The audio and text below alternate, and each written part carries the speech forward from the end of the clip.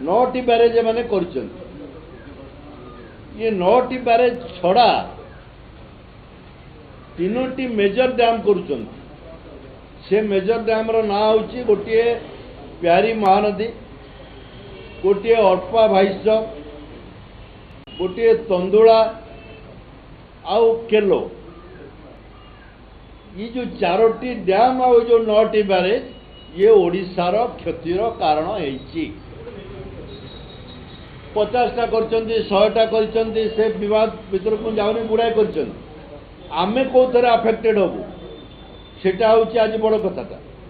आमे ये 9टा ये जो 4टा ये आमे अफेक्टेड हो जाऊँ जो थे कि नॉन मॉनसून इनफ्लो हीराकुद को कमी जीव।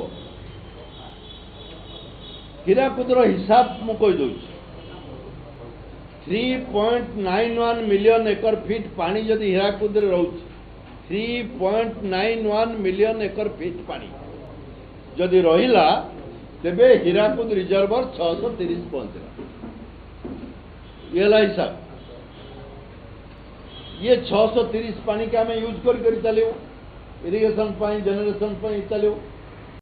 नॉन मॉनसून पीरियड रे आमको आउ 2 मिलियन एकर फीट मिनिमम पानी दरकार। जदि न हम तेरे जेनेरेशन अफेक्टेड हो इरिगेशन अफेक्टेड। तो 3.91 आउ ये 2 मिलियन एक समस्ते बुझीजा दरकार जे पानी आवश्यकता होती। बर्तमान question is 2 million acre feet पानी रे आमे अफेक्टेड हबू।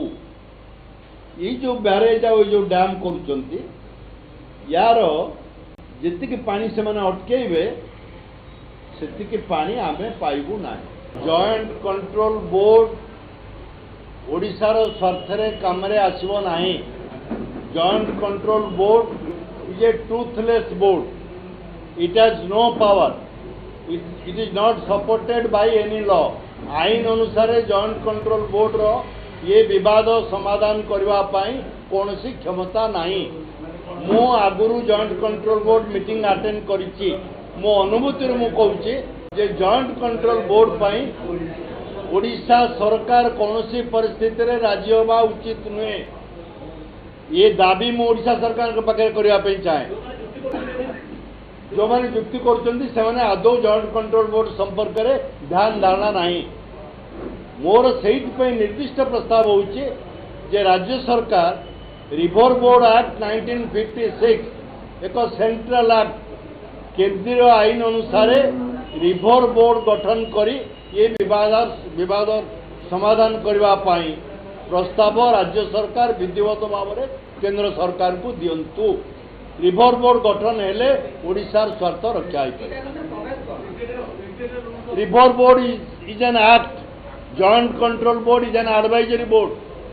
हाँ द्वितीय प्रश्न होउची हीराकुदर प्रोजेक्ट रिपोर्ट जितेबाला तैयारी करते विश्वेश्वरैया जहाँ बेसिस रे हीराकुद डैम तैयारी सेतबले सही प्रोजेक्ट रिपोर्ट रे जार कॉपी ओडिशा सरकार के पाखे अच्छी 2/3 राइट ओडिशा को दिया जाइतला, 1/3 राइट मध्य प्रदेश को दिया जाइतला।